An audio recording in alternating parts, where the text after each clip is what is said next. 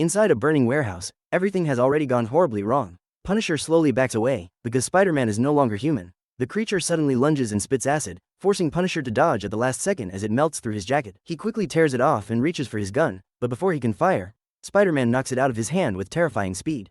Now forced into close combat, Punisher tries to fight back, but he is completely outmatched. One brutal hit sends him flying across the room. Dazed on the ground, he spots Spider-Man's torn mask and grabs it, a reminder of who the creature used to be. But there's no time to think, as the monster attacks again, spitting more acid. Punisher rolls away just in time, and the acid hits a chemical container, triggering a massive explosion that sets the warehouse ablaze. Trying to escape, Punisher runs, but suddenly thick webbing wraps around him and drags him closer to the creature. Just as it seems over, the battle van crashes through the wall. Punisher breaks free enough to reach it and jumps inside, while Spider-Man leaps onto the vehicle and begins tearing into it. As the van speeds away, the creature is thrown off, crashing through the wall before swinging into the night, leaving a nearby construction worker terrified after witnessing the monstrous figure. Inside the van, Punisher cuts himself free as Microchip checks in, but Punisher calmly says he's fine, already focused on the hunt. Back at the warehouse, firefighters struggle to contain the flames while police question a witness and sketch the creature. Revealing a nightmare version of Spider-Man, when Terry Lee arrives and sees a torn piece of the suit, she immediately orders an APB, turning Spider-Man into a wanted target.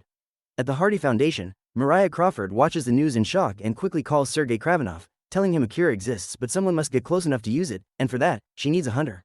Meanwhile, Punisher prepares for war as Microchip tries to reason with him, reminding him Spider-Man hasn't harmed innocent people, but Punisher doesn't care, believing he has become a monster that must be stopped. As the sun rises, the creature hides in the subway, waiting in the darkness. At the Parker house, May Parker wakes Mary Jane Watson and reveals that Peter never came home, fearing Spider-Man is responsible. Refusing to sit still, Mary Jane insists on going to the police. Later that day, Kraven arrives in the city, already intrigued by the hunt, while by nightfall Punisher is back on the move, tracking the signal he planted earlier as the media begins calling the creature Manspider. Elsewhere, Felicia Hardy stares at a photo of Michael Morbius, unaware that Morbius is watching her from the shadows while struggling to control his growing hunger. He forces himself to leave, knowing he must find a cure before he loses control completely. Not long after, Manspider breaks into Empire State University and enters a laboratory where he finds the neogenic recombinator. The moment he touches it, memories flood back of working with Dr. Kurt Connors, reminding him of his lost humanity, but the pain overwhelms him and he lets out a terrifying roar that echoes through the building. The sound draws Deborah Whitman, who catches a glimpse of his shadow and runs in fear. Finding Flash Thompson outside and begging for help, Flash dismisses her at first, insisting Spider-Man is a hero, but his pride pushes him to go back inside with her. When they check the lab, the creature is gone, leaving only broken equipment and webbing by the window. Though Flash brushes it off, doubt begins to creep into his mind. Later, in the rain, a red-haired woman walks alone as Manspider watches from the shadows, mistaking her for Mary Jane. He leaps in front of her, but she screams and runs, snapping him out of the illusion and leaving him confused and agitated. High above, Punisher tracks him from the battle van before ejecting onto a rooftop. When Manspider attacks, acid flies, but Punisher blocks it with a shield and chases him across the rooftops. This time he lands a shot, using an adhesive round to pin the creature to the ground. Punisher raises his weapon, ready to kill, but suddenly a set of bullets strikes his gun and knocks it away. Sergei Kravinoff emerges from the shadows and tackles Punisher, the two engaging in a brutal fight. In that moment, Manspider breaks free and rises, snarling, until he notices something else, a dark figure crashing through a nearby window. It's Morbius, and without hesitation, the Manspider leaps after him into the night. Inside the laboratory, Michael Morbius lands silently and approaches Deborah Whitman, who is focused on a microscope. Desperate, he asks for her help, but the moment she looks up and sees his vampire-like appearance, she screams in terror. Overcome by hunger, Morbius moves in to feed, but suddenly Flash Thompson bursts in and shoves Deborah out of the way. Flash tries to fight, but he's no match. Morbius overpowers him and begins draining his blood. Just before it's too late, the mutated Spider-Man crashes in and fires a web at Morbius' arm. Shocked by Spider-Man's monstrous form, Morbius tears free and the two clash violently. Morbius eventually throws Manspider into a wall, then escapes through the window, vanishing into the night. The creature turns back to Flash's unconscious body, and fragments of memory begin to surface, moments from when he was still human. The confusion and pain overwhelm him, and he lets out a horrifying shriek. As Deborah regains consciousness, she pulls the fire alarm, and the noise sends Manspider fleeing into the darkness. Meanwhile, on a nearby rooftop, Punisher and Sergei Kravinoff continue their brutal fight. Punisher notices Manspider escaping and grows furious, but Kraven attacks him from behind. After a short but intense struggle, Punisher manages to trap Kraven in a net and warns him to stay out of his way. Kraven, however, tells him that revenge is a foolish reason to hunt. Punisher coldly replies that it worked for him, then leaps off the roof and disappears. Moments later, Kraven tears through the net, picks up Spider-Man's scent, and begins tracking him. At the same time, Harry Osborn drives toward Mary Jane Watson's house after receiving her message, while Craven contacts Mariah Crawford and tells her he has found their prey. Back at the Parker house, May Parker watches a news report about Peter's disappearance. Outside, Manspider creeps up to the window and scratches the glass, but slips away before she notices.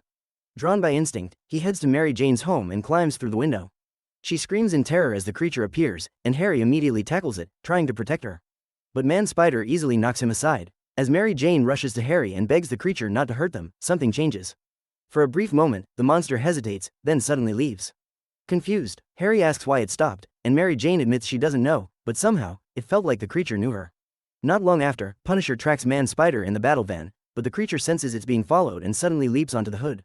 In the chaos, Punisher loses control and the van plunges off a cliff, crashing below. He barely escapes before it explodes. As he regains his footing, Manspider grabs him and lifts him into the air, quickly cocooning him in thick webbing. Sometime later, inside an abandoned parking garage, Punisher hangs trapped, until Craven arrives and cuts him free, suggesting they work together. Reluctantly, Punisher follows, but as they move through the structure, he grabs a camera tangled in webbing. Craven warns him not to disturb it, but it's too late. The vibrations alert Manspider, who immediately attacks. This time, Craven and Punisher fight together, combining skill and strategy to bring the creature down. Punisher fires a specialized weapon, trapping Manspider in an electric field, then pulls out a grenade, ready to end it once and for all. But Craven stops him. At that exact moment, Mariah arrives and pleads with Punisher, telling him the creature is her friend and needs help. At first, he refuses to listen, but then she reminds him that Spider-Man is a victim, just like his own family once was. That hits him. For the first time, Punisher hesitates, and realizes he's becoming the very thing he hunts. Slowly, he lowers his weapon and agrees to help. As Craven and Punisher restrain Manspider, Mariah injects him with the cure. The transformation begins. She asks Punisher to cover the creature's head to protect his identity, and he does. Then she places Spider-Man's mask back on. Moments later, the mutation fades, and Spider-Man returns. Confused and shaken, he looks up and sees Mariah and Craven, but panics when he sees Punisher. Mariah reassures him, explaining that Punisher helped save his life. As Craven praises her, calling her Calypso, Spider-Man asks what it means, and she explains it refers to a goddess who offered life to a lost hero. Spider-Man quietly responds that she is his Calypso too. As Punisher walks away, Craven follows, revealing that Spider-Man is innocent in Morbius' disappearance. He explains how he tracked the creature through traces left in his webbing, leading back to the location. Impressed, Punisher listens as Craven suggests they would make a formidable team. As the sun rises, Spider-Man stands on a rooftop, watching as Craven and Mariah drive away. He takes a moment, breathing in the morning light, grateful to be alive again. For a brief second, everything feels normal. And then, with a final glance at the city, Spider-Man swings off into the dawn.